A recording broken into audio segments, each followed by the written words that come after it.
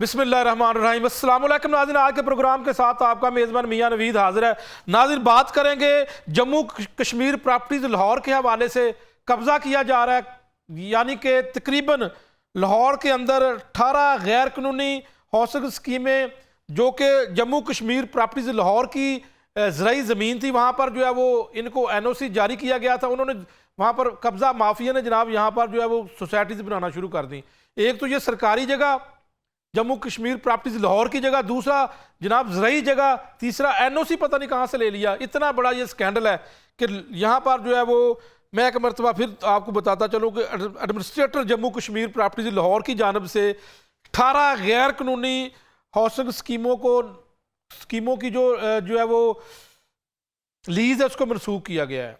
तो ये एक मामला है, इसके ऊपर बात करेंगे कि कौन लोग थे पीछे, क्यों ये सोसाइटीज यहाँ पर बनना शुरू हो चुकी हैं, अभी इसके ऊपर कब्जा किसका है, क्या जम्मू कश्मीर प्रॉपर्टीज लाहौर अपना ये कब्जा वापस ले लेगा। और उसके साथ मैं बताता चलूँ कि एक और इसके ऊपर मामले के ऊपर बात करेंगे, पाकिस्तान तहरीक इंसाफ के दौर का एक और मनसूबा जिसके ऊपर महकमा की जानब से तकरीबन कट लगा दिया गया है और 11 करोड़ 67 लाख रुपए की कटौती कर ली गई। ये पनाह गाहों का मनसूबा है, जो लाहौर के अंदर भी ये पनाह गाहें हैं।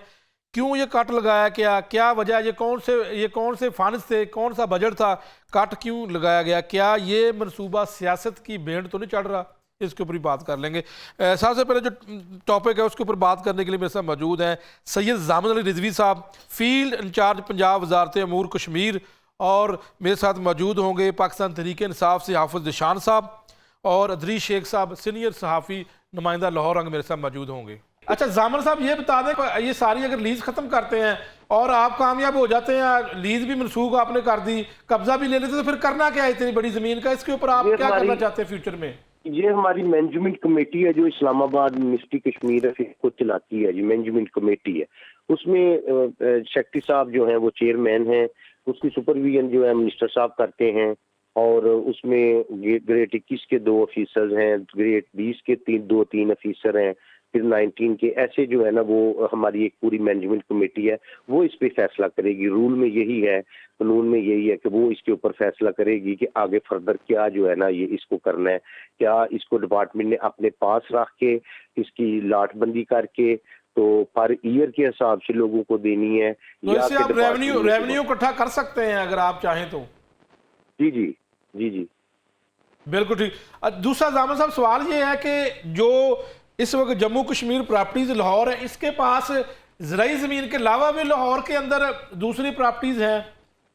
जी बिल्कुल हमारे पास लाहौर के जो है ना शहर में, अंदरून शहर में हमारे पास जो है वो तकरीबन 12 से 13 बाजार हैं पूरे, जैसे कि लंडा बाजार है, लोहा बाजार है, इस तरह नौलखे बाजार में भी हमारी प्रॉपर्टी है, लोहे बाजार में हमारी प्रॉपर्टी है, इस तरह जो है हवेली ध्यान सिंह है, सैयद मिठा बाजार, उधर हमारी प्रॉपर्टी है।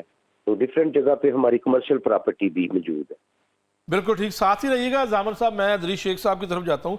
शेख साहब, सोसाइटीज़ जब बनाई जाती हैं तो उसका सबसे ज़्यादा जो है वो जो लिंक बनता है वो LDA के साथ बनता है। तो LDA के NOC के बगैर ही इन्होंने जो है वो शुरू कर दिया यहाँ पर काम। ये 18 सोसाइटीज़ बहुत ज़्यादा तादाद है, 18 के करीब। तो वैसे भी ज़राई ज़मीन के ऊपर तो मेरा बैन है कि सोसाइटी नहीं बनाई जा सकती। तो आप इस हवाले से LDA के किरदार को कैसे देखते हैं इस मामले के ऊपर? सब लाहौर डेवलपमेंट अथॉरिटी के किरदार पर जो है उसके हवाले से तो हर कोई जानता है कि इलीगल हाउसिंग सोसाइटी बनती बाद में है। उस हवाले से मुतलका इसी अथॉरिटी के जो लोग होते हैं, ये मैं बड़े बावसूख ज़राए से कह रहा हूँ, इल्ज़ाम आयद नहीं कर रहा, उनकी जानिब से कंसल्टेंसी दी जाती है। जैसे हमने गुज़िश्ता भी इस मामले पर बात की थी, जब एक गैर कानूनी हाउसिंग सोसाइटी बनाई जाती है, हाउसिंग स्कीम बनाई जाती है, तो ये तमाम तर मामला तय होते हैं और उसमें डील तय होती है कि आप वहाँ पर कुछ स्ट्रक्चर बनाएंगे, हम उसको गिराने के लिए आएंगे, हमारी क्रेनें, हमारी गाड़ियाँ आएंगी, वो गिराएंगी और गिरा कर चले जाएंगे, या फिर उसको दोबारा तामीर करना और बेचते रहना। हमारे पास वहाँ पर रिकॉर्ड में ये चीज़ मौजूद होगी कि हमने ऑपरेशन किया, आपका भी काम चलता रहेगा। तो ये इस तरह से मामला चलते रहते हैं। तो ये जामिद रिजवी साहब ने जो बात की है, बिल्कुल इसमें बड़ी एक अहम तरीन बात यह है कि सबसे यहाँ पर भारी जिम्मेदारी अगर आयद होती है तो मुतलका जो असिस्टेंट कमिश्नर हैं और जो डिप्टी कमिश्नर लाहौर हैं, क्योंकि मिनिस्ट्री ऑफ जम्मू कश्मीर के पास तो इतने रिसोर्सेज नहीं है कि वो वहां पर मशीनरी लेकर जाएं और ये सारे स्ट्रक्चर्स को डिमोलिश करें। उनको मुतलका पुलिस की जरूरत है, उनको मुतलका ज़िले इंतजामिया की जरूरत है, उनको LDA की जरूरत है, जिनके पास ये तमाम तरह मशीनरी और ये तमाम तरह सामान मौजूद है। अब ये लीज मनसूख की गई है। ये तकरीबन जो है इस सिलसिले में ये 500 के करीब ये जो है मुझे ये रकबा बताया गया था। ये जामिर रिजवी साहब ने इस सिलसिले में जो डिटेल इस सिलसिले में ये सामने आई, तो इसमें LDA के पास तमाम तरह मशीनरी मौजूद है, LDA के पास क्रेनें मौजूद हैं, LDA के पास अमला मौजूद है। इसके साथ साथ मुतलका पुलिस को जो है वो बड़ा जरूरी है साथ उसको रखना, मुतलका थाने की पुलिस भी साथ हो, क्योंकि ये तमाम तरह जो कब्जा है इसके ऊपर तो मुकदमा बनता है। जी बिल्कुल। इस सिलसिले में आप ये देखें, मालक नहीं थे वो जिनको लीज दी गई, वो यहां पर एक किराएदार की हैसियत से थे। एक जगह मैं किसी शख्स को एक प्लाट देता हूं किराए के लिए, वो उसके प्लाट बनाकर आगे लोगों को बेच देता हूं, मैं तो ये बर्दाश्त नहीं करूंगा। लीज के ऊपर जो है वो सोसाइटी बना के लोगों को फरोख्त कर दीजिए। जी बिल्कुल। और ये रियासत की है, ये हमारे मुल्क की है, ये हमारे मुल्क की मलकियत जमीन है जो कि एक शख्स को लीज पर दी गई और उसने क्या किया, उसने उसको छोटे छोटे प्लॉट किए, प्लॉट बना, और वो उसका मालिक भी नहीं है, वो खुद किराएदार है, वो खुद लीज पर है, उसने वो जगह ली हुई और वहां पर प्लॉट बनाकर फरोख्त करा। और ये जम्मू कश्मीर प्रॉपर्टी के नाम से ये बड़ा एक बहुत बड़ा स्टेप लिया गया है। और इस सिलसिले में ये आप भी बेहतर तरीके से समझते हैं कि ऑफर्स बहुत बड़ी बड़ी होंगी। और इस सिलसिले में जम्मू कश्मीर प्रॉपर्टीज के ये जो अफसरान हैं, इनकी बहादुरी की और ईमानदारी की शायद तारीफ करना ये शायद बदयांती होगा कि इन्होंने ये बहुत सी ऑफर्स ठुकराई होंगी। लेकिन अब असल इम्तिहान है इस सिलसिले में LDA का, असल इम्तिहान है ज़िले इंतजामिया का। इसमें अदरीश शेख साहब एक और आपसे सवाल है कि जो इस वक्त नजायज तमीर हो चुकी है उसको अब कैसे गिराया जाएगा? LDA गिराएगा या वो जम्मू कश्मीर प्रॉपर्टीज लाहौर का काम है, किसका काम है? मियां साहब देखिए, आपने खुद लफ्ज इस्तेमाल किया है नाजायज का। नाजायज तामीर है, इसको LDA और जिले इंतजामिया अगर वहां पे गिराए, अब जगह उनकी नहीं है तो फिर नाजायज तो है। जी बिल्कुल, ये तमाम तरह नाजायज है और पुलिस को साथ होना चाहिए। मैंने तो यहां तक भी सुना है कि पुलिस को दरखास्त जब दी जाती है इन लोगों के खिलाफ कार्रवाई के लिए तो पुलिस वाले पर्चा भी नहीं करते। ये तो एक बड़ी बात यह है कि बर वक्त कार्रवाई जम्मू कश्मीर प्रॉपर्टीज ने कर ली है जी, तो ये बच गए, वरना ये तो सारी जमीनों के ऊपर कब्जा हो जाना था। जी बिल्कुल। वो प्लॉट बनाकर लोगों को बेच दिए जाते, वहां पर उनके वो बहुत सारे लोग अगर बैठ जाते तो उनको उठाना तो बहुत मुश्किल है। वो अदालतों में चले जाते हैं। जी बिल्कुल, अदालतों में चले जाते हैं, हुक्म इम्तनाई लेकर बैठ जाते हैं। हुक्म इम्तनाई की वजह से भी जो है बड़े मसाइल का शिकार है। ये जो हमारी बड़ी अवेयरनेस की जरूरत है, बहुत मेहनत की जरूरत है। ये जितनी भी जगह है एक मरतबा फिर बता दें, वाघा के करीब है, कहाँ बिल्कुल ये वाघा के करीब ये 2 देहात हैं, सुल्तानपुरा, रहमानपुरा, वहां पर ये तमाम तौर प्रॉपर्टीज। और जामिर रिजवी साहब जो हमारे साथ मौजूद हैं वो इस सिलसिले में इत्तफाक करेंगे और वो वाज़े तौर पर ये कहते हैं कि ये मालक नहीं है। और मैं तो ये गुजारिश करूंगा जामिर रिजवी साहब से कि इस सिलसिले में ये बता दीजिए कि जमीन का मालिक कौन, और जो लोग खरीदने वाले हैं वो उनका इसमें वो पूरी उम्र की अपनी जमा पूंजी लगा देते हैं। जामिर रिजवी साहब से दोबारा बात करते हैं और सवाल करते हैं। जामिर साहब, बड़ी अच्छी बात है कि आपने लीज मनसूख की, आप कब्जा भी छुड़ाएंगे और उसके ऊपर जो अपना कब्जा रखेंगे, लेकिन फ्यूचर में क्या ऐसे इकदाम करेंगे कि अब ये दोबारा ऐसा ना हो? अगर खुदा ना खासा दोबारा लीज पर देते तो दोबारा ये सिलसिला शुरू हो जाए, इसके ऊपर आपकी क्या प्लानिंग है?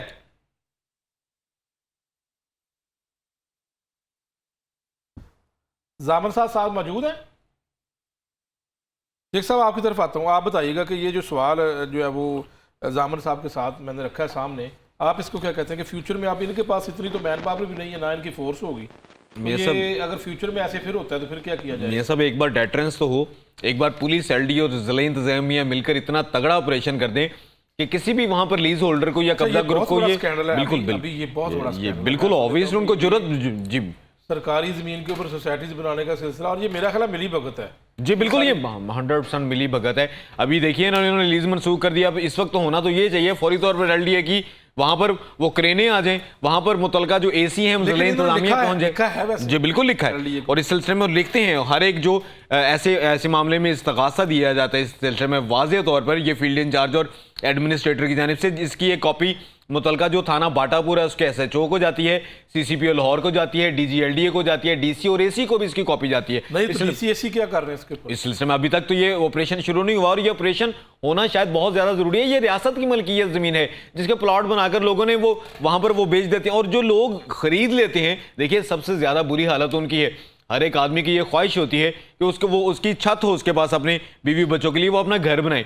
घर बनाने के चक्कर में वो ऐसे लोगों के हथे चढ़ जाते हैं, पूरी उम्र की जमा पूंजी उनको वो दे देते हैं और वो कि वहां पर वो अपना घर बना करेंगे। अब उनको ये नहीं पता होता बेचारे उन लोगों को कि ये जिसको वो लाखों रुपए दे रहे हैं, पूरी उम्र की जमा पूंजी दे रहे हैं, वो तो मालिक ही नहीं है इस जगह का। इसकी मालिक तो जम्मू कश्मीर वो मिनिस्ट्री है। तो इस सिलसिले में ये जो है लोगों को भी इस सिलसिले में एहतियात की जरूरत है। अदरीश शेख साहब, इसकी थोड़ी सी हिस्ट्री तो बता देना कि ये, क्योंकि जम्मू कश्मीर प्रॉपर्टीज लाहौर में होना, ये एक जब भी कोई सुनता है तो वो थोड़ा सा एक दफ़ा चुकन्ना होता है कि ये लाहौर में जम्मू कश्मीर प्रॉपर्टीज है। बहुत से लोगों को इसकी अवेयरनेस नहीं है, पता ही नहीं है कि लाहौर के अंदर भी जम्मू कश्मीर प्रॉपर्टीज है। जी ये कैसे, इसकी हिस्ट्री क्या है? जी बिल्कुल, ये महाराजा कश्मीर की ये तमाम तरह अराजी थी, और कश्मीर चूँकि एक डिस्प्यूटेड लैंड है, कश्मीर हमारा हक है, क्योंकि अक़वाम मुत्तहिदा की अगर करारदादें देखें तो इस सवाब राय का जो है अक़वाम मुत्तहिदा की जानिब से कहा गया था, उनको हक़ राय शुमारी ही भारत नहीं देता, उसका कुछ हिस्सा तो हमने आज़ाद करवा लिया जो कि आज़ाद कश्मीर के नाम से है। कुछ हमारा हिस्सा है जो कि जिसको जो फाउंडर ऑफ पाकिस्तान थे कायद-ए-आज़म मोहम्मद अली जिन्ना ने कहा था कि कश्मीर पाकिस्तान की अच्छा, इसको रेगुलेट वफाकी वज़ारत जम्मू कश्मीर करती है। जी बिल्कुल, वो तमाम तरह वो उसको देखते हैं। लाहौर में इनका कोई डिपार्टमेंट शोबा है अलग जी से? जी बिल्कुल, लाहौर में इनका दफ्तर मौजूद है जहाँ पर ये फील्ड इंचार्ज हैं, इसके साथ साथ एडमिनिस्ट्रेटर हैं, और ये तमाम तर जो देखते हैं इन मामलात को देखते हैं। इसके साथ साथ ये जो मेरे साहब एक अहम तरीन बात ये है कि ये जो आमदन लीज से हासिल होती है, जो आमदन मुख्तलिफ जो है दुकानों से किराए की मद में हासिल होती है, जो रिहायशी जो प्रॉपर्टीज़ है वहाँ से जो हासिल होती है, उनको इस्तेमाल भी अंदरून शहर के अंदर भी बताया जा रहा है। जी बिल्कुल, हवेली राजा ध्यान सिंह है वो मलकियत है इस मिनिस्ट्री की। इसके साथ साथ लंडे बाजार में, नौलखा बाजार में जो है वहाँ पर दुकानें हैं, कमर्शियल दुकानें हैं, करोड़ों रुपए मालियत की। ये तमाम तर जो आमदन उनसे हासिल होती है, उस आमदन को इस्तेमाल भी किया जाता है। ये वो तमाम तर जो मुहाजिरीन हैं कश्मीर के, उनके बच्चों की स्कॉलरशिप्स लगाई हुई हैं, और वो स्कॉलरशिप्स भी ये लाहौर के ऑफिस की जानिब से ही दी जाती हैं। तो ये जितनी भी आमदन होती है, ये तमाम तर आमदन जो है ये मुहाजिरीन जम्मू कश्मीर की फलाह बहबूद के लिए भी इस्तेमाल की जाती है, और ये टारगेट इस सिलसिले में दिया जाता है जिनको लाहौर का जो ऑफिस है वो हर साल पूरा करता है। और इस सिलसिले में अमीर मुकाम जो कि फेडरल मिनिस्टर हैं इसी मिनिस्ट्री के, उनको ये तमाम तर मामला उनके अंडर आते हैं। तो लाहौर में इनका एडमिनिस्ट्रेटर बैठता है लाहौर में? जी बिल्कुल, लाहौर में अब्दुल्ला जान जो हैं वो एडमिनिस्ट्रेटर हैं जम्मू कश्मीर प्रॉपर्टीज़ के, और ये जामिन अली रिजवी साहब फील्ड इंचार्ज हैं जो कि ये तमाम तर मामलात को देखते हैं, और इस सिलसिले में एडमिनिस्ट्रेटिवली हेड एडमिनिस्ट्रेटर करता है, और उसको इम्प्लीमेंटेशन जो है वो तमाम तर जो है ये फील्ड इंचार्ज की जानिब से की जाती है। नाज़रीन, यहाँ पर एक ब्रेक लेते हैं और ब्रेक के बाद दोबारा वापस आते हैं।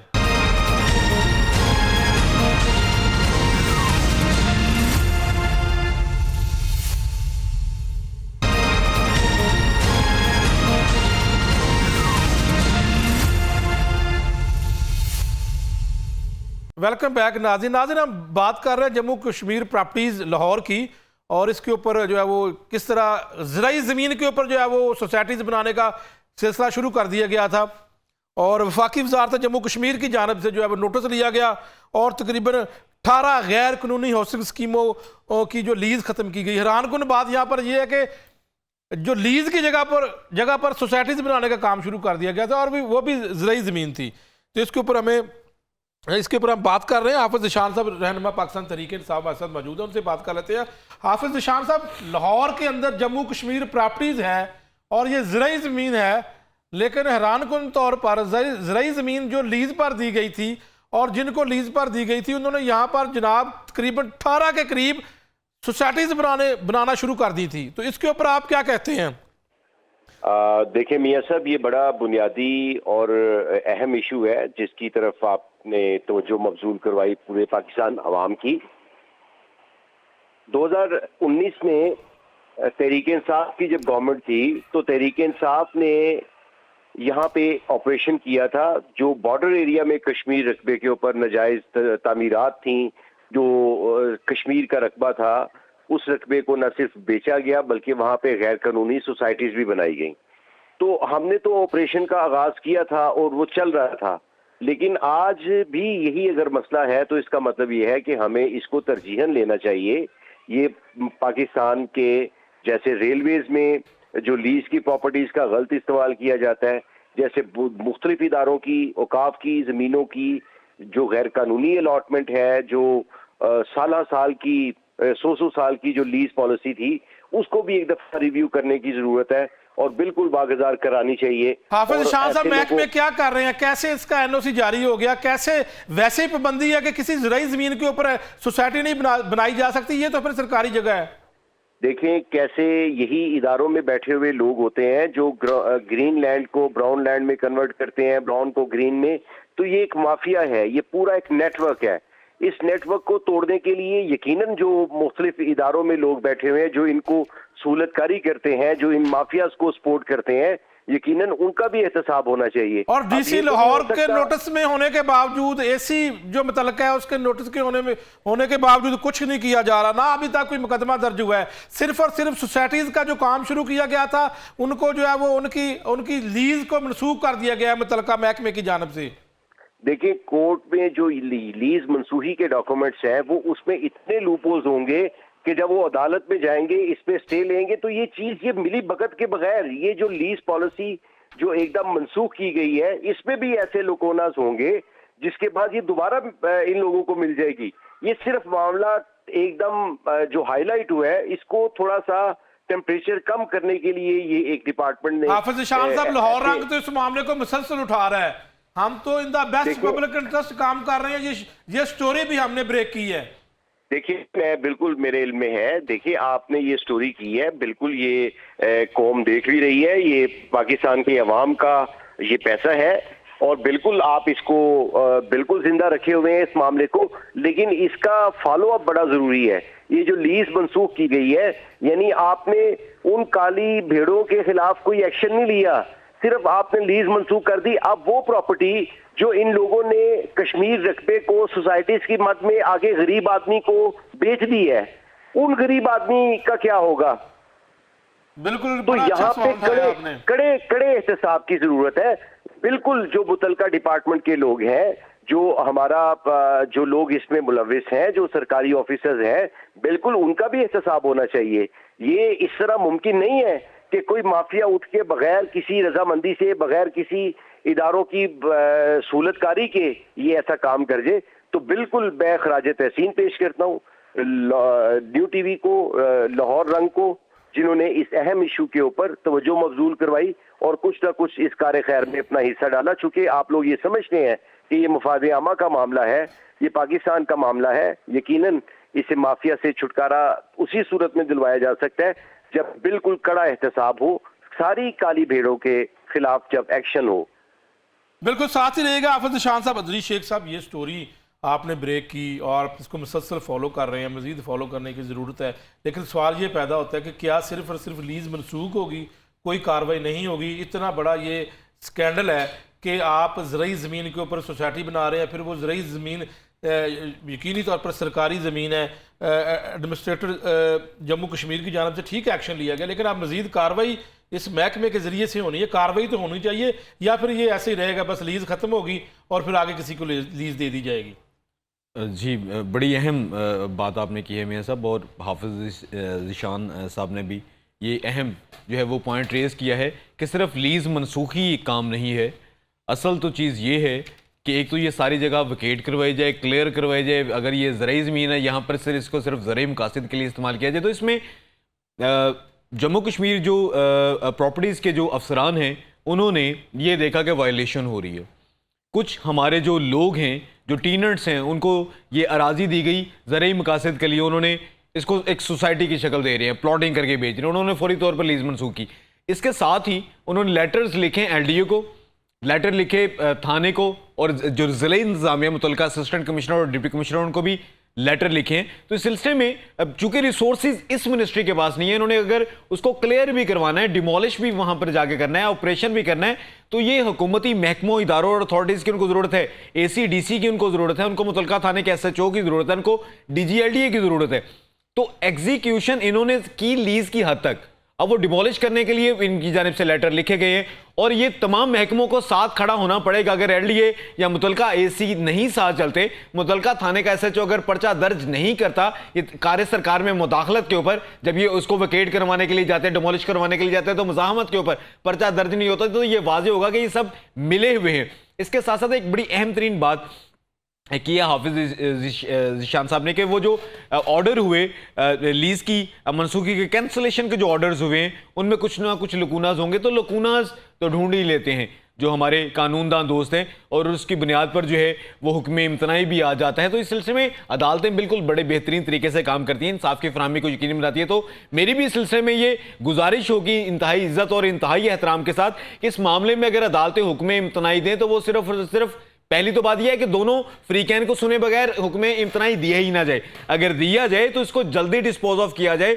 और अगर किसी का हक जो है वो मजरू हो रहा है, चाहे उस टीनेंट का जिसने वो ज़रूरी मकासद के लिए ज़मीन लेकर उसको सोसाइटी बना दी, अगर उसका हक मजरू होता है, उसकी तलाफी करने के बाद इस चीज़ को क्लियर किया जाए कि ब्राउन ज़मीन ब्राउन रहे, ग्रीन ग्रीन रहे, जो ज़रूरी ज़मीन है वो ज़रूरी ज़मीन रहनी चाहिए। हाफिज शान साहब, आप क्या समझते हैं? आप खुद जो है वो एक सरकारी महकमे के सरबराह रहे हैं, ये बताइएगा कि यहाँ पर LDA, DC Lahore, AC relevant जो है वो और मुतलका पुलिस स्टेशन, उनका कितना किरदार है, या फिर वफाकी वजारत जम्मू कश्मीर की सारी जिम्मेदारी है? मियां साहब, ये हरारकी को समझना बड़ा जरूरी है। जो लोग देख रहे हैं लाहौर रंग की टीवी नशियात को इस वक्त, आप ये देखें, ये जो वाघा बॉर्डर से मुल्का जितनी, ये तो सिर्फ आप चंद एक की निशानदेही कर रहे हैं। यहाँ पे मैं आपको दर्जनों ऐसी हाउसिंग प्रोजेक्ट दिखा सकता हूँ जो लीज पॉलिसी के तहत दिए गए, बाद में इस कब्जा माफिया ने इसके ऊपर तामीरात करवाई और वो जगह बिकती है। आप भी अगर लेना चाहें तो मैं अभी, बल्कि शेख साहब बड़े जिम्मेदार, ये तो बड़ी सूरत खराब बता रहे हैं कि ऐसी सोसाइटीज लीज के ऊपर बन चुकी हैं और वो बराए फरोख्त भी हो चुकी हैं। सर मैं बिल्कुल यही मैं आपसे बात कर रहा हूं, अगर आप भी लेना चाहें तो कश्मीर रकबे पे आपको भी मिल जाएगा। ये उन मासूम लोगों के साथ सख्त ज्यादती है जो अपने घर का ख्वाब देखते हैं, अपनी जमा पूंजी को इस माफिया के हाथ दे देते हैं। अब आपने जो बात की, जो हमारे डिस्ट्रिक्ट ऑफिसर्स हैं, जो हमारे एसीज हैं, जो हमारा पुलिस डिपार्टमेंट है, तो यकीनन मैं आपको ये यकीन से कहता हूं कि ये भी उसी का हिस्सा है। क्योंकि ये सिर्फ माफिया जो ये काम करता है, ये सिर्फ उसका नहीं है। जब तक मुतलका डिपार्टमेंट, जिसमें जबकि पुलिस, इसमें बाकी जो हमारे इदारे मुंसलिक होते हैं, जब तक वो इसमें मुआवनत ना करें तब तक ये मुमकिन नहीं है। तो मैं आपसे ये गुजारिश करना चाहता हूं कि इस मामले को आप जिहाद समझ के लेके आगे चल रहे हैं, इसको मंतकी अंजाम तक पहुंचाइएगा। ये वागा में रहमानपुरा ही नहीं बल्कि पूरे बॉर्डर से मुल्का जितनी भी अराजी है जो कश्मीर रखने में बिल्कुल जी, मुख्तलिफ जगह हैं, मुख्तलिफ जगह हैं जी, वो मैक्सिमम बिक चुकी है वहां पे। लेकिन हाफिज शान साहब, सवाल यहाँ पर यह पैदा होता है कि एक गरीब शख्स जिसने अपनी जमा पूंजी इकट्ठी करके घर बना लिया, लेकिन उसको ये इल्म नहीं है कि ये सोसाइटी जो है वो लीज के ऊपर सोसाइटी है, और अब खुदा ना खास्ता कहीं ना कहीं जाकर है तो ये काम गैर कानूनी, और अगर कहीं एक्शन होता है तो फिर वो शख्स जिसने जमा पूंजी जमा करके अपने पैसे इकट्ठे करके घर बनाया है तो उसका ख्वाब टूटता हुआ नजर आएगा। फिर सर उसका ख्वाब तो टूटता हुआ बिल्कुल नजर भी आएगा, और वो उनमें से कई लोग खुदकुशी भी कर लेंगे, क्योंकि सारी तो अपनी जमा पूंजी तो वो इस पे खर्च कर चुके। लेकिन सर गुजारिश ये है कि जिस माफिया ने ये काम किया, जिसने इस प्रोजेक्ट को किया, जिसने पहले अपने नाम पे लीज करवाई, जिसने गैर कानूनी हाउसिंग सोसाइटी बनाई, वो फिर बच जाएगा। हमारे मुल्क का निजाम, अभी मैं माफी चाहता हूँ, शेख साहब ने एक बात की, यहाँ पे अदलिया में जितना लोगों को इंसाफ मिला, रिलीफ मिला गरीब आदमी को, आप पाकिस्तान का अदालती निजाम देखें, दुनिया में ये कितने नंबर पे फाल है। यहाँ पे मैं आपको ये भी कहता हूँ, आप देख लीजिएगा, आप इसी पे प्रोग्राम जारी रखिएगा, यहाँ पे लीज की जो मनसूखी है उसको कलअदम भी करार दिया जाएगा। यहाँ पे माफिया के हाथ बड़े लंबे हैं, वो शायद एक एंकर से ज्यादा, वो एक रिपोर्टर से ज्यादा वो कानून उनके वो अपने हाथ में लेते हैं। ये लोग फाइनली इस सिस्टम के बेनिफिशियरी होंगे। जो रुलेगा वो आम आदमी होगा जिसका असासा कुछ नहीं है, जिसने जमा पूंजी अपनी करके अपनी बेटी की शादी के लिए, अपने बेटे के लिए अपने ख्वाब सजाए, असल तो ख्वाब उसके बिखरने हैं। तो खुदारा जो लोग इसकी मुआवनत करते हैं, जो सरकारी दफातर में बैठे लोग इनकी मुआवनत करते हैं, वो अल्लाह से भी डरे और अल्लाह के जो बंदों के साथ धोखे में वो शामिल है उस धोखे से भी बचे। बिल्कुल ठीक है, बिल्कुल ठीक है। हाफिज शान साहब साथ ही रहिएगा। अदरी शेख साहब, फिर वही बात कि माफिया, लंबे हाथ, गरीब ही मारा जाएगा, इसके पीछे तो फिर बड़ा माफिया है, मुतहरक है, उसका तो कुछ नहीं होना।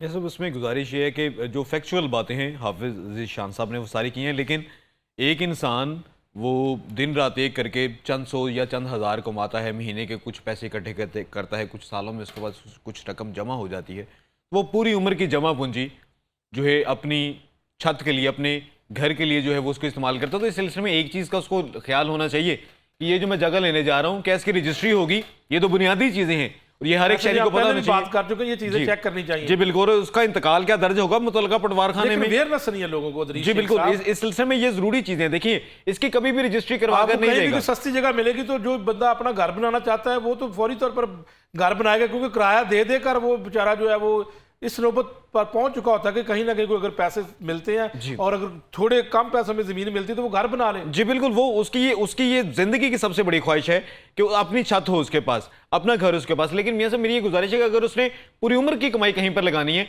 सिर्फ और सिर्फ ये चीज क्लियर कर ले क्या ये लीगल है, क्या ये रजिस्ट्री करवा कर देंगे मुझे इस प्लॉट की, क्या इंतकाल दर्ज होगा। एक बंदा अगर अपना प्लॉट किसी सोसाइटी में खरीदता है जी, तो दरीशक आप बता दें, मेरे प्रोग्राम के जरिए लोगों को अवेयरनेस दे दें जो नाज़रीन देख रहे हैं, कौन सी ऐसी चीज़ों का ख्याल रखना है कि जब आपने प्रॉपर्टी खरीदनी है तो ये जो चीज़ों का आपने ख्याल रखना। जी बिल्कुल, ये आपने बड़ी अहम बात की है हमें सब।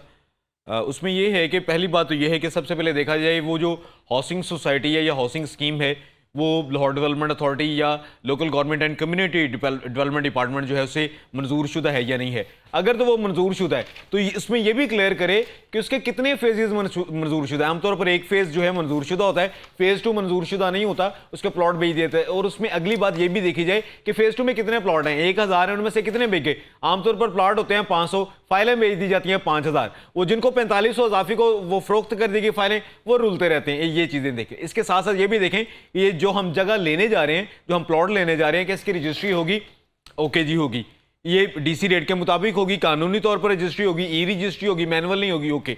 उसके बाद ये भी देखा जाए कि मुतलका पटवार खाने में ये जो मैं 1 मरले 2 मरले 5 मरले या 10 मरले का जो प्लॉट लूंगा, क्या उसका इंतकाल भी मेरे नाम पर दर्ज होगा और उसकी ये तमाम तरह उसका जो रिकॉर्ड है। अच्छा, खुद से इंतकाल का फर्क भी बता दें लोगों को। जी बिल्कुल, रजिस्ट्री जो है वो अगर रजिस्ट्री हुई इंतकाल आपके नाम नहीं हुआ तो फिर। जी बिल्कुल, रजिस्ट्री असल में सब रजिस्ट्रार ऑफिसेज में होती है और ये इस चीज का सबूत होता है। भी आप बड़ी खबरें दे चुके हैं, अभी तक ये मैनुअल सिस्टम खत्म हुआ या अभी कंप्यूटराइज हो गया? मैनुअल खत्म हो गया, लेकिन लाहौर में 31,000 से ज्यादा मैनुअल रजिस्ट्रीज करप्शन करते हुए लाहौर के जो रजिस्ट्री हर मामले में करप्शन, क्या करें, किधर जाएं?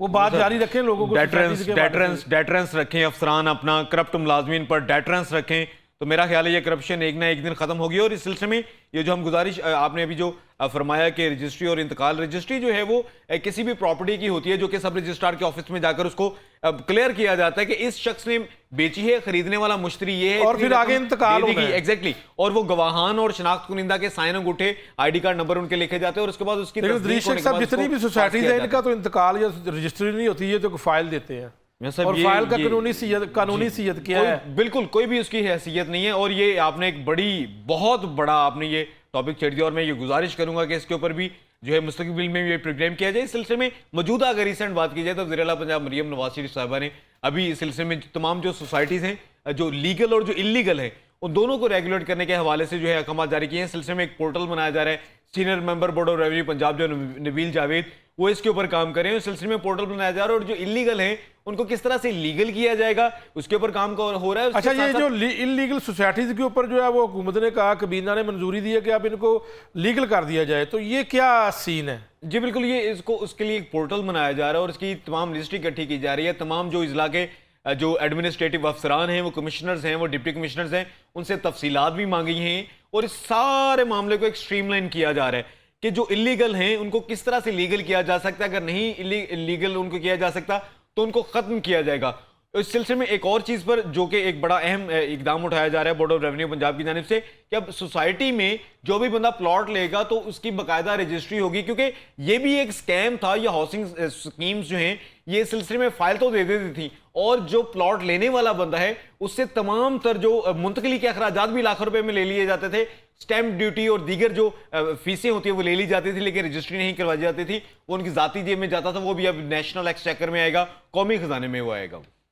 बिल्कुल ठीक है। हाफिज शान साहब, आप क्या समझते हैं कि ये सारा जो जिम्मेदारी है, ये सारी जिम्मेदारी है सिर्फ महकमों की है?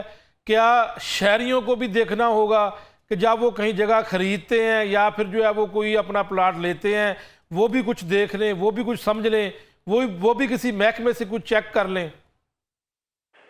मियां साहब, गुजारिश ये है कि लोगों को कैसे पता चलता है कि जी फला प्रोजेक्ट हाउसिंग सोसाइटी बनी है, इसका फला रेट है, उसकी बाकायदा तशहीर होती है, उसकी बाकायदा एडवर्टाइजमेंट होती है। तो जब ऐसी सोसाइटी जो एलडीए से अप्रूव्ड नहीं है और वो अपनी तशहीर कर रही होती है, तो फिर उनको किसने पकड़ना है? अवाम ने तो इश्तिहार देखना है ना। तो बिल्कुल जिस बंदे ने अपनी प्रॉपर्टी लेनी है, अपना प्लॉट लेना है, अपने ख्वाब पूरे करने हैं, उसको जांच पड़ताल करनी चाहिए। लेकिन क्या आप मुझे ये बताएं, क्या आम आदमी की एलडीए में एक्सेस है? वो तो रुल जाएगा, उसकी तो दस्तरस नहीं होगी। तो उसको तो क्रॉस चेक करने का, उस प्रॉपर्टी की मलकीती किसके पास है, वो तो इसको एनालिसिस कर ही नहीं सकेगा। तो मैं यहाँ पे समझता हूँ इस रियासत, जिसको माँ जैसा कहा जाता है, उस रियासत की जिम्मेदारी है कि जब ऐसे माफियाज अवाम को बेवकूफ बनाने के लिए उस प्रोजेक्ट की तशहीर करते हैं जिसके एनओसीज उनके पास नहीं होते, जो गैर कानूनी एक्टिविटी कर रहे होते हैं, तो उस वक्त क्या महकमे सोए होते हैं? यहाँ पे तजावजात बरस हो गए, लोगों ने नाजायज तजावजात की, और अब पिछले कुछ महीनों में जो ऑपरेशन किया, तो उसको शेल्टर किसने दिया था? इन्हीं इदारों ने। क्या जब नाजायज तामीरात होती हैं, क्या वो रातों रात हो जाती हैं? जब वो बन रहे होते हैं तो महकमे खामोश होते हैं। तो आप सारी जिम्मेदारी मासूम लोगों के ऊपर मत डालिए। उनकी जिम्मेदारी है, उनको वेरीफाई करना चाहिए, लेकिन ये इदारों का काम है। बिल्कुल जब ठीक है। तशहीर की जाती है तो इदारे उस वक्त सोए होते हैं। इदारे उस वक्त क्यों नहीं मुतहरक होते? जब आवाम लुट जाती है, जब मीडिया पे चीजें हाईलाइट होती हैं, उसके बाद इनको होश आती है, जब आवाम लुट चुकी होती है। बिल्कुल ठीक है जी। यहाँ पर जो है वो एक ब्रेक ले लेते हैं और ब्रेक के बाद दोबारा वापस आते हैं नाज़रीन।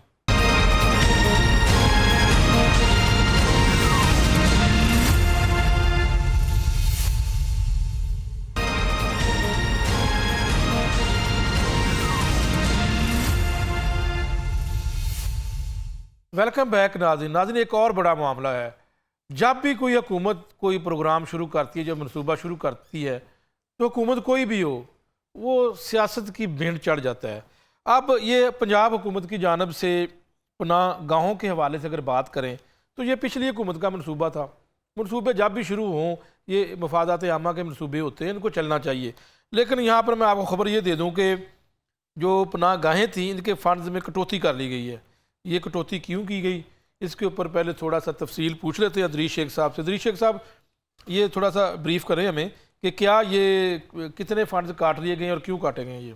जी बिल्कुल मियाँ साहब, ये रवा माली साल में जो है ये आम नादार जो लोग हैं, आम जो शहरी हैं, उनकी फलाह बहबूद का मनसूबा था, जो कि तहरीक इंसाफ की हुकूमत में इसको शुरू किया गया था पनाह गाहों का। तो इस सिलसिले में अभी माली साल का चूँकि ये आखिरी महीना चल रहा है, तो इस सिलसिले में फ़ंड्स जो हैं वो हर एक जो हुक्मरान होता है उसकी अपनी अपनी प्रायोरिटीज़ होती हैं। जैसे आपने इब्तिदा में फरमाया, और आपने वो एक बात में ही तमाम जो मामला है उसको समेट कर रख दिया कि सियासी जो है तासुब की नज़र नहीं होने चाहिए जो अवामी फलाह के प्रोजेक्ट्स होते हैं। तो ये 11 करोड़ से ज़ायद रकम है जो कि सूबे में मुख्तलिफ गाहों के जो प्रोजेक्ट्स थे उनकी रीअप्रोप्रिएशन कर दी गई है, उनकी कटौती कर दी गई है। और ज़रा का ये कहना है ये जो फंड्स हैं दीगर जो हुक्मरानों की तरजीही जो मनसूबे हैं उनको मुंतकिल कर दिए हैं। इस सिलसिले में डेरा गाजी खान में ये डिवीजनल हेडक्वार्टर के क़याम का मनसूबा था पनाह गाहों का, उससे जो है फंड्स की कटौती की गई है।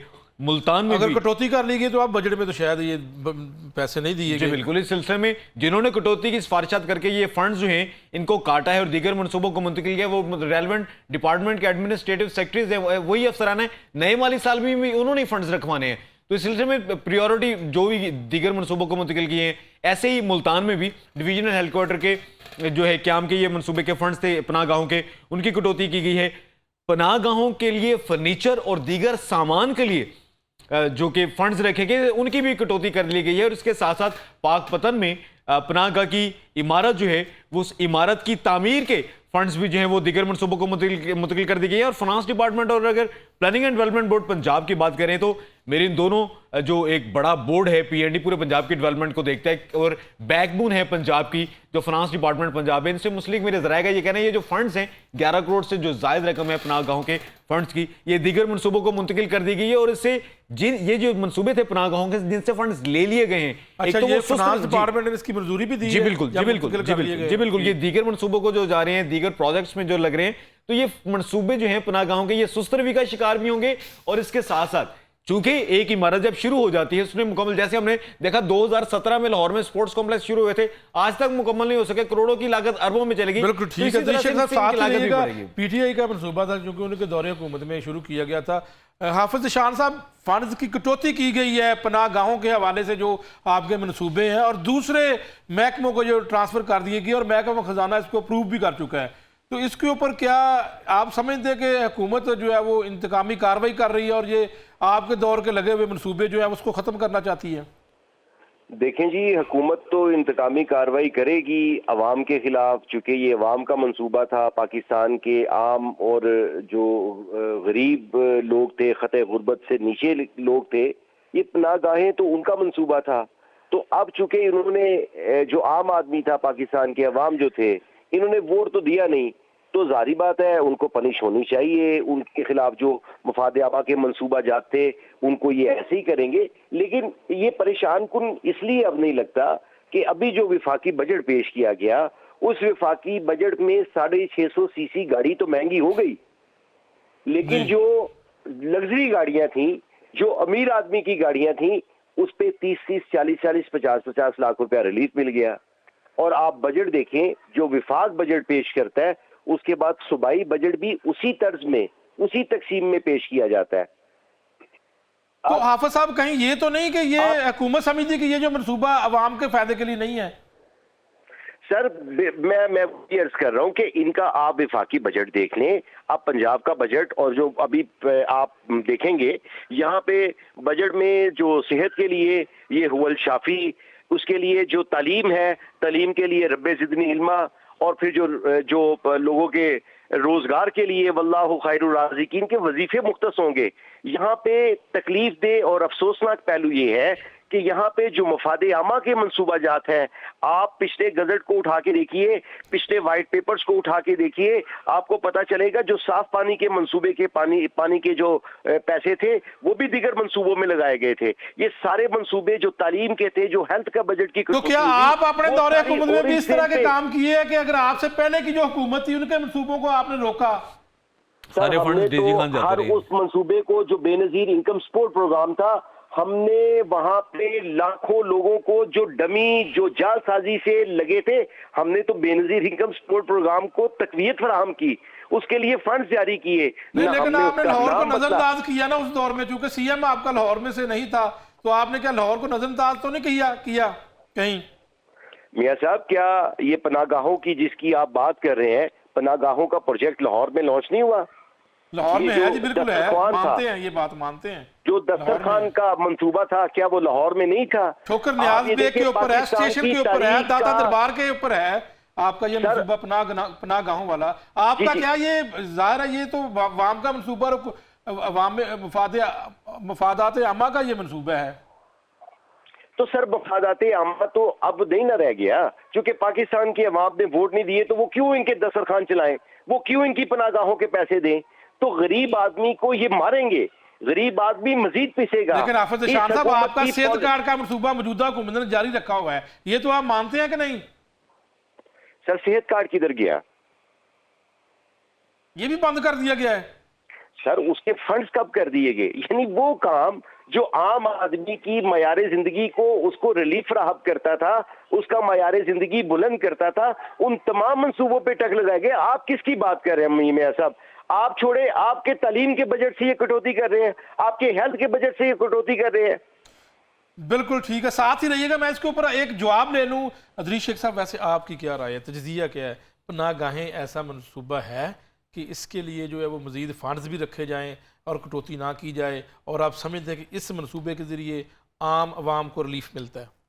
जी बिल्कुल मियाँ साहब, रिलीफ तो मिला, नादार लोगों को रिलीफ मिला, लेकिन इसमें मैं एक और गुजारिश करना चाहूँगा जो शायद इस सारे टॉपिक से हटके हो, कि हमारी जो हुकूमतें हैं वो इसके ऊपर कभी भी कोशिश नहीं करती कि हमारे जो आम लोग हैं उनकी क़ुव्वत ख़रीद में इजाफ़ा किया जाए, कारोबार बढ़ाया जाए, रोज़गार के मौके बढ़ाए जाएँ।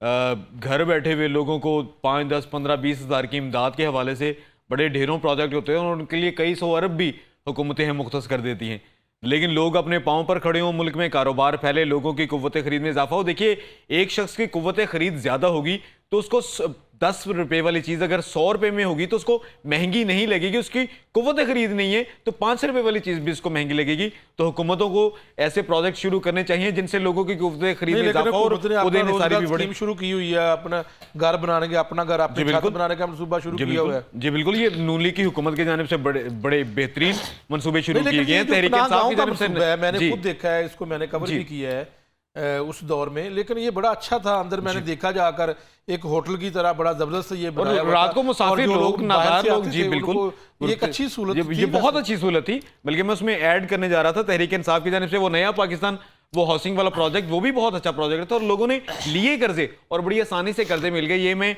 बड़ी क्लियर और ईमानदारी से बात कर रहा हूं। शायद अभी उस तरह से इतनी आसानी से लोगों को फंड्स नहीं मिल रहे घर बनाने के लिए जैसे साबिक हुकूमत में मिलते थे। तो ये नहीं, तो फिर क्या वजह है कि सियासत की भेंट क्यों चढ़ते ये मंसूबे?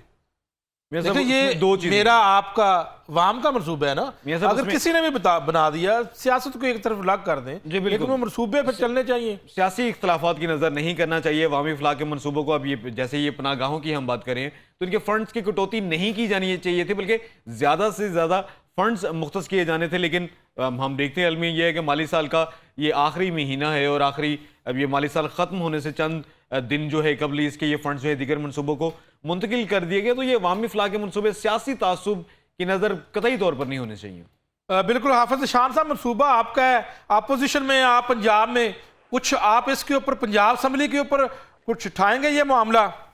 जी मियाँ साहब, मैं अभी बतौर सेक्रेटरी इंफॉर्मेशन सेंट्रल पंजाब, हमारे जो रुकने पंजाब असम्बली हैं, मैं उन दोस्तों से ये बात कर चुका हूँ। उनको मैं ये जो मुसवदा था वो मैं पेश कर चुका हूँ। यकीनन तहरीक इंसाफ जो है इसको पंजाब असम्बली में उठाएगी। और एक मरतबा फिर आप आपको ये बताते हैं कि ये भी मामला लाहौर रंग नहीं उठाया है। सर, आपके साथ अवाम की ताईद हासिल है, आप मफाद आमा में काम कर रहे हैं, तो यकीनन एक जो सही मायनों में सहाफत है, आप उसके सारे तकाजे पूरे कर रहे हैं, तो इसका अजर अल्लाह इंशाल्लाह आपको देगा और पाकिस्तान की अवाम में आपकी मकबूलियत भी बढ़ेगी। बिल्कुल ठीक है जी। दरीश शेख साहब, ये बताएं कि अब ये पनाह गाहों के फंड्स काट लिए गए हैं, तो अब ये ठप तो नहीं होकर रह जाएगा, क्योंकि पनाह गाहें तो मौजूद हैं, और अब ये क्या फंड्स काटने के बाद लोग वहाँ पर स्टे कर सकेंगे, नहीं कर सकेंगे? उनको कुछ वहाँ पर खाना शाना भी मिलता था, वो सारा, वो अब क्या उसका सिलसिला होगा? सब ये मंसूबे तो बंद नहीं होंगे। हाँ, ये हो सकता है कुछ सुस्त रवि का शिकार हो कि अगर एक जो है इमारत मुकम्मल होनी है 6 माह में, वो 7 माह, 8 माह, 10 माह लग सकते हैं। थोड़ा सुस्त रवि का शिकार होंगे। 2-3 टाइम का खाना था, फिर ठंडा पानी वहाँ पर मुयस्सर था। अवामी अगर फंड्स काट लिए गए हैं तो ये असल में डेवलपमेंट के तमाम थे फंड्स, 11 करोड़ के करीब, ये जिसमें ये डेवलपमेंट के फंड्स, ये डेवलपमेंट के फंड्स, यानी कि इसका मजीद जो है वो काम था वो, जी वो अब ये इनको टाइम लग जाएगा कंप्लीशन को, इन प्रोजेक्ट्स को। ये जो इमारत हैं, फर्नीचर या सामान की खरीदारी जो है, थोड़ा ये डिले होगा, लेकिन ये आएगा। लागत में इजाफा हो सकता है, सुस्त रवि का शिकार हो सकते हैं, मंसूबे बंद अगर ये काटे गए हैं तो रखे भी इसी हुकूमत नहीं होंगे जो फंड्स। जी बिल्कुल, ये जो रवा माली साल जो कि 30 जून को ख़त्म हो रहा है, ये पहला बजट जो है ये मुस्लिम लीग नून की हुकूमत की जानिब से बताया गया था कि प्रॉपर बजट हमने पहला पेश किया, क्योंकि इससे पहले निगरान हुकूमत ने वो पार्ट्स में जो है हिस्सों में बजट पेश किया था, तो इसको अपना अपना ज़ाती बजट मानते हैं। अदरीश शेख साहब, एक सवाल यहाँ पर ये उठता है कि फंड्स रख दिए जाते हैं तो फिर मुतलका महकमा फंड्स इस्तेमाल ही नहीं कर पाता। इससे बेहतर है कि फंड्स फिर आप मुंतकिल कर दें, अगर आप लैप्स करने हैं फंड्स। जी बिल्कुल, ये एक और अहम सवाल है। इसमें भी मियाँ साहब एक अगर तो ये सियासत की भेंट चढ़ा है और जानबूझकर काटे गए हैं, वो एक अलग बात है। डेवलपमेंट का आप बजट कह रहे हैं, अगर ये फंड्स महकमा समझता था कि ये इस्तेमाल नहीं किए जा सकते तो फिर जो एक अलग बात है। जी बिल्कुल, ये माली साल के इख्तिताम पर सरेंडर फंड्स जो हैं वो बिलियंस ऑफ रुपीस में होंगे, जो कि फाइनेंस डिपार्टमेंट के होंगे। फंड्स इस्तेमाल अरबों रुपए के इस्तेमाल नहीं कर सकते मुख्तलिफ जो महकमे होते हैं, और वो तमाम तर फंड्स। अच्छा, डेवलपमेंट बजट में क्या क्या होता है, इसमें क्या क्या खर्च किया जा सकता था? जितने भी पूरे पंजाब का मीन्स कि इस साल डेवलपमेंट फंड में एसी लगाए जा सकते थे या जी बिल्कुल, ये असल में वो जो डेवलपमेंट फंड का जो PC1 बनाया जाता है, तमाम जो इसके एक्सपेंडिचर्स बनाए जाते हैं, उसमें ये सारी चीज़ें ऐड होती हैं, और हत्ता कि गाड़ियाँ इस प्रोजेक्ट के लिए खरीदी जाएंगी, इसके ऊपर पेट्रोल कंजप्शन क्या होगी, स्टाफ क्या क्या होगा, कितने लोग वहाँ पर काम करेंगे, किसकी सर्विसेज के कितनी उसको रकम अदा की जाएगी, किसकी खिदमत हासिल की जाएंगी, मशीनरी कौन सी यूज़ की जाएगी, क्या क्या सामान होगा, कंप्यूटर कौन से खरीदे जाएंगे, उन एक एक चीज़ की उसमें डिटेल होती है, तमाम तर जो है उसमें तफसीलात मौजूद होती हैं। बिल्कुल। हाफिज शान साहब, क्या कहेंगे इख्तिताम पर आप? देखिए मियाँ साहब, मैं तो यहाँ पे अफसोस का इजहार ही कर सकता हूँ।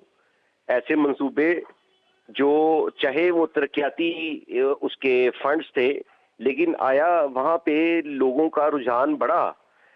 जैसे ही लोगों की कुव्वत खरीद जवाब दी, जैसे ही हमारे यानी इन छोटे इन शहरों फंड से, से देहातों एक से और या कुछ और पनाहगाहें बनाई जा सकती थी, तमीर की जा पनाहगाहें सकती बनाई थी। जा सकती थी, उनको सहूलतें मजीद दी जा सकती थी। यानी आम आदमी को रिलीफ देना, आम आदमी को सहूलत देना, आम आदमी के लिए पनाहगाहें या दस्तरखान का क़याम इनकी तरजीहात में शामिल नहीं है। ये अफसोसनाक एक मामला है। पाकिस्तान इस्लामी फलाही रियासत के मंसूबे पर वजूद में आया था। कायदे आज़म रहमतुल्लाह अलैह ने पाकिस्तान का जो ख्वाब देखा था वो एक फलाही इस्लामी रियासत थी, जिसमें रियासत अपने गरीब शहरियों के तमाम हुकूक और उनका मयार जिंदगी बुलंद करने के लिए ऐसे रिलीफ देगी, उनका रोजगार को उनके मौके फराहम करेगी, उनकी कुव्वत खरीद, बिल्कुल ये अभी शेख साहब ने जो बात की थी, उनको रोजगार के मौके भी मिलना चाहिए। ऐसे रिलीफ के साथ साथ आम आदमी का मयार जिंदगी उसी सूरत बुलंद होगा जब आप उसको मुनासिब रोजगार देंगे। जब कम से कम आमदनी जो है वो 70-80 हज़ार रुपए होगी, या फी तोला सोने के हिसाब से जब उजरत दी जाएगी, तब आम आदमी का मयार जिंदगी बुलंद होगा।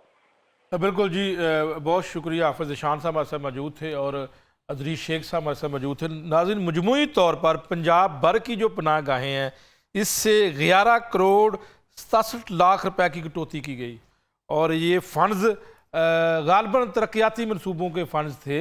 पनाहगाहें जो पिछले दौरे हुकूमत में जो ये मनसूबे बनाए गए थे, लाहौर के अंदर भी ये मनसूबे हैं। तहम अगर इसके फ़ंड्स जो है वो मुख्तलिफ दूसरे दारों को जो है वो मुंतकिल किए गए, तो ये एक बड़ा सवालिया निशान है। क्योंकि यहाँ पर फिर सवाल ये उठता है कि ये ऐसा लगता है कि जैसे ये सियासी तौर पर जो है वो ये मनसूबे को जो है वो सियासत की भेंट चढ़ रहा है। मनसूबे हमेशा हुकूमतें बनाती हैं, लेकिन वो मनसूबे चलने चाहिए, लेकिन सियासत एक तरफ, मनसूबे एक तरफ। क्योंकि ये अवामी फलाह के मनसूबे हैं। हाँ, अगर इसमें कोई कोताही है या इसमें कोई करप्शन है तो वो हुकूमत उसको ठीक करे, हुकूमत उसके ऊपर चेक एंड बैलेंस रखे, लेकिन मनसूबे ख़त्म नहीं किए जाने चाहिए। नाज़रीन, इजाज़त चाहता हूँ, इंशाल्लाह फिर हाज़िर होऊंगा। तब तक के लिए अल्लाह हाफ़िज़।